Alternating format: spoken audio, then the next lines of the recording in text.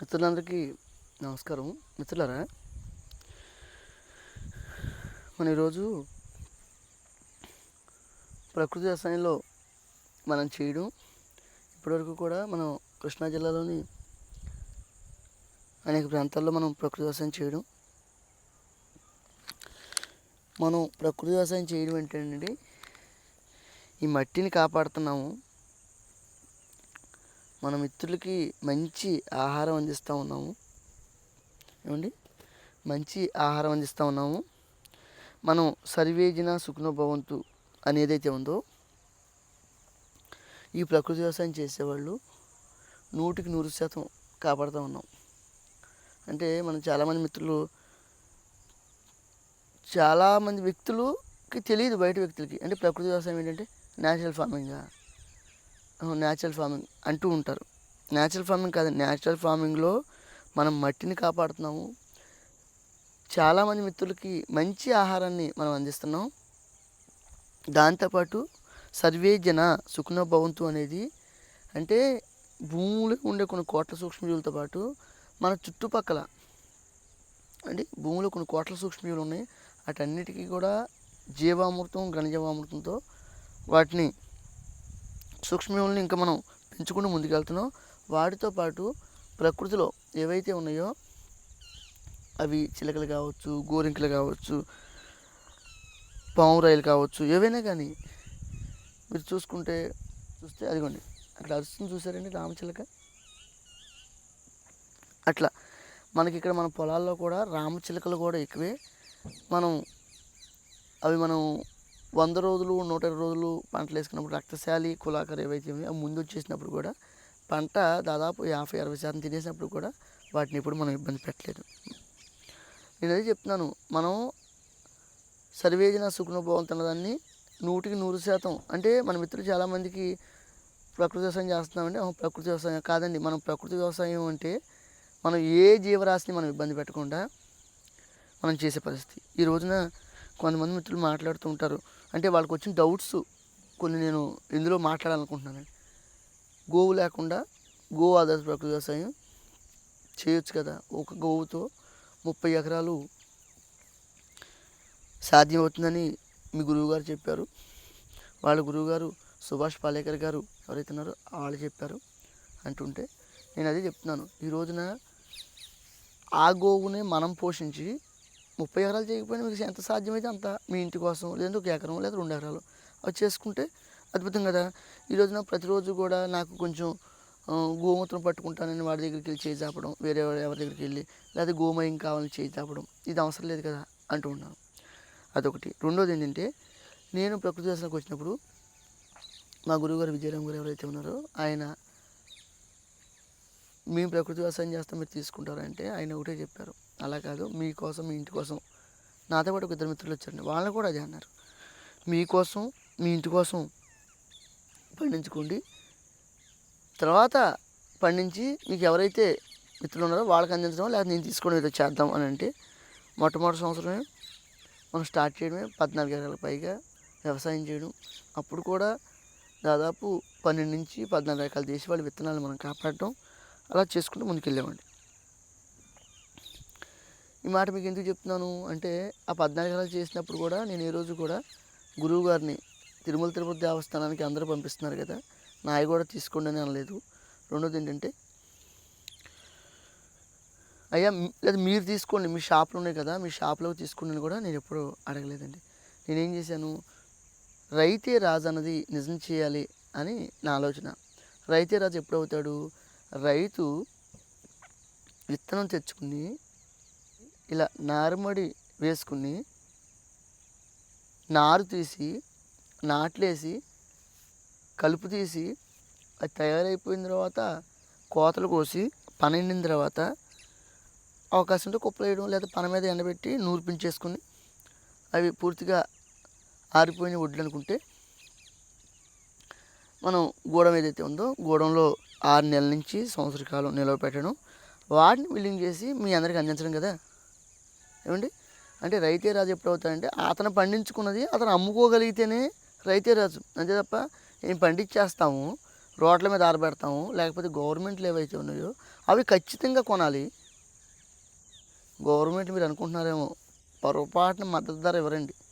గత సంవత్సరం హైబ్రిడ్ విత్తనాలు పండించిన మిత్రులు నాకు కొంతమంది తెలిసిన వాళ్ళు ఉంటే బీపీటీ 1800, 2000, 2200 కూడా అమ్మితే ఈ సంవత్సరం బీపీటీలు మా మిత్రుడు చెప్పారు ఎంతంటే 1500 నుంచి 1600 రూపాయలు. అవి కూడా ఇంకా వాటికి కూడా కండిషన్లు, సంచి వెయిట్ కేజీ పైన ఉంటుంది కదా, ఇవి 1 కేజీ కట్ చేసుకుంటాము అనేక కండిషన్స్ పెట్టి ఇలా చేస్తుంటే నేను అదే రైతే రాజు అన్నది మనం పరిపూర్ణంగా అవ్వాలంటే మనం ఏవైతే చేస్తూ ఉన్నామో దానిని మనం అమ్ముకున్నప్పుడు రైతే రాజు అవుతాం తప్ప వాళ్ళ మీద వీళ్ళ మీద ఆధారపడి వాళ్ళు కొంటారా వీళ్ళు కొంటారా అనుకుంటే ఇది ఎప్పటికీ సాధ్యం కాదు. అందుకని నేను రైతే రాజు అన్నది నేను ఆచరించాను, నేను రైతే రాజు అన్నది నేను నమ్మాను, నేను అలాగే చేస్తున్నానండి. ఈరోజు కూడా నేను మా మిత్రులు చాలామంది నన్ను నమ్ముకుని ఈ మధ్యకాలంలో ప్రకృతి వ్యవసాయం ముందుకు వచ్చిన ఎవరైతే ఉన్నారో వాళ్ళ దగ్గర కూడా నేను వాళ్ళ దగ్గర ఒడ్లు తీసుకోవడం ఏమండి, వాళ్ళు ఒకటే చెప్పారు, మీరు చాలా సందర్భాలు మీటింగ్లో చెప్పాను, చాలామందికి పర్సనల్గా కూడా తెలుసు, మనల్ని అనుసరించి ఆచరిస్తూ ఉన్నారో ఆ మిత్రులందరికీ తెలుసు. ఏమని అన్నారంటే, మీరు కొయ్యంగానే మీరు తీసేసుకుంటానంటే మేము వ్యవసాయం చేస్తాము, లేకపోతే మేము 6 నెలలు సంవత్సరం నిలబెట్టాలి మా వల్ల కాదు. ఎందుకు అవ్వదంటున్నాను నేను. అదే మీకు అవకాశం ఉంటే ఏమండి వరలు లాంటివి ఏర్పాటు చేసుకోండి, పురులు ఏర్పాటు చేయండి. శ్రమ చేయకోకుండా ఏమవుతుంది? శ్రమ చేయకుండా ఏం అవ్వదు కదా. అది మనం ఏం గమనిస్తున్నామా? ఎప్పుడు మనం గమనించం. నేను అదేనండి చెప్పేది. ఏ రోజైనా మనం ఏం చేస్తున్నాము, మనం ఎలా చేస్తున్నాము, దీన్ని మనంగా ఎందుకు అమ్ముకోము, దళారీ వ్యవస్థ అనేది లేకుండా. నేను ఇప్పటికి కూడా షాపులకి ఇవ్వకపోవడానికి కారణం కూడా ఏంటంటే, షాపులకి ఇస్తే ఆయనతో అయిపోతుంది. ఎప్పుడైతే 365 రోజులు కూడా మీలాంటి మిత్రులకి ఇద్దాం అనుకుంటున్నాను, నాకు అనేక పరిచయాలు వస్తాయి కదా, అందులో మంచి మంచి భావాలు ఉన్న వాళ్ళు ఉంటారు కదా, అప్పుడు నేను వాళ్ళతో అమ్మ విత్తనాన్ని బతికించండి అని చెప్పడానికి నాకు అవకాశం ఉంటుంది కదా. అది నా ఆలోచన అండి. కొంతమంది మిత్రులు అసలు మన వీడియోలు అంటే నన్ను అభినందిస్తూ పెట్టేది వాళ్ళే, నన్ను కొంచెం ఏదో డిస్కరేజ్ చేసేటట్టు పెట్టేది వాళ్ళే. ఇది ఎందుకు చెప్పాలంటే, ఒక మిత్రుడు చెప్తూ ఉంటారండి, ఆయన ఏమంటారంటే, నిలవబెట్టండి అంటున్నారు కదా, నిలవబెట్టడం అందరికీ సాధ్యం కాదు. ఈరోజు గోడౌన్లు రేట్ ఎక్కువ ఉన్నాయి. అయ్యో నేను అనేది అదే, 2 ఎకరాలంటే ప్రకృతి వ్యవసాయంలో ఎకరాకి 25 బస్తాలైనా 50 బస్తాలు నిల్వ ఉండేటట్టు మీకు ఏదన్నా ఒకసారి గోడౌన్ లాంటిది, షెడ్ లాంటిది ఏర్పాటు చేసుకుంటే అది పోదు కదండి. అదొకటి. రెండోది, వరలు ఎంత ఖర్చు అవుతుందండి? వర కోటి వచ్చేసి 450-500 ఉంటుంది. అట్లా 2 వరలు అంటే పురుల్లాగా 2 వరలు ఏర్పాటు చేసుకుంటే ఏంటి, దాదాపు 12 వరలు ఏర్పాటు చేసుకుంటే అవి ఎన్ని బస్తాలు పడుతూ ఉంటాయి? ఒక 40-50 బస్తాలు. కాదమ్మాయి వాళ్ళ ఇంటి కోసం వాళ్ళు మిల్లులోనో వాళ్ళ ఇంట్లో నిలవబెట్టుకుని చేసుకోవచ్చండి అద్భుతంగా. ఇది కూడా మన మిత్రులకి ఏమైపోయిందంటే కష్టమైపోయింది. ఎలా అయిపోయిందంటే సుఖానికి అలవాటు పడిపోయారండి. దయచేసి నేను చెప్తున్నాను, సుఖానికి అలవాటు పడిపోబట్టే ఇన్ని విధ్వంసాలు. మనం ఈ రోజున సూక్ష్మజీవులు లేవు, మన ఆరోగ్యాలు లేవు, మన కుటుంబంలో ఏ మిత్రుడికి ఆరోగ్యాలు లేవు, దేని గురించి మనకు అవసరం లేదు. సర్వేజన సుఖనుభవం అంటే ఈ విషయాన్నే మర్చిపోయాం మనం. ఇదేనా? కొన్ని కోట్ల ప్రాణాల్లో మనకి మాత్రమే మానవ జన్మ వచ్చింది, మనం మాత్రమే మాట్లాడగలుగుతున్నాం. ఏ క్రిమి కీటకం మనకి బాధ కలిగింది, కష్టం కలిగింది, ఇష్టం కలిగింది అని చెప్పలేని పరిస్థితి. కానీ మనం బాధ అయితే బాధ, కష్టమైతే కష్టం, సుఖమైతే సుఖం ఉంటూ ఉన్నాం.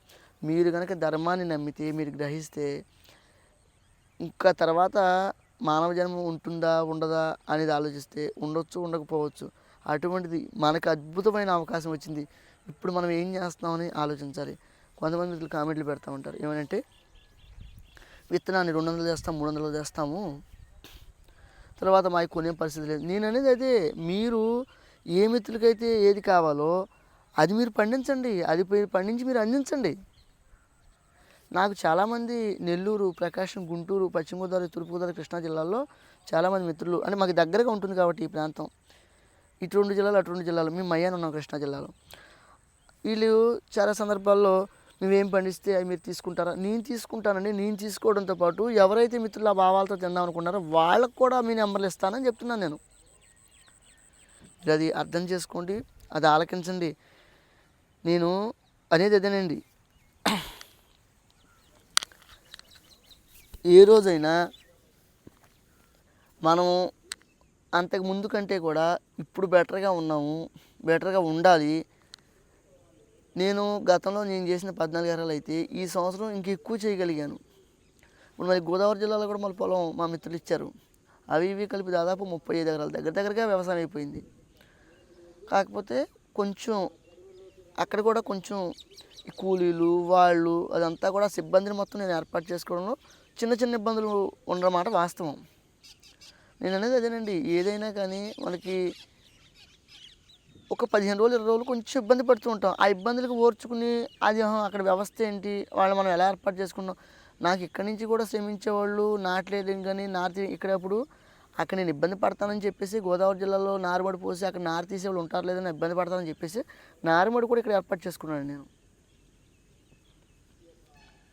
ఇక్కడ నేను ఏర్పాటు చేసుకుని ఇక్కడ మగవాళ్ళు దొరుకుతారు కాబట్టి ఇక్కడ వీళ్ళతో మగవాళ్ళు ఎవరైతే ఉన్నారో వాళ్ళతో నారు తీయించేసి మాకు శ్రమించే సోదరిమణులు ఎవరైతే ఉన్నారో వాళ్ళందరూ కూడా అండి, అమ్మ ఇక్కడి నుంచి అంటే కోరుకొల నుంచి ఇటు దగ్గరండి భీమవరం మీదుగా, అదే మాకు సింగరైపల్లి నుంచి అయితే అటు బంటుమిల్లి నుంచి వెళ్ళాలి మేము.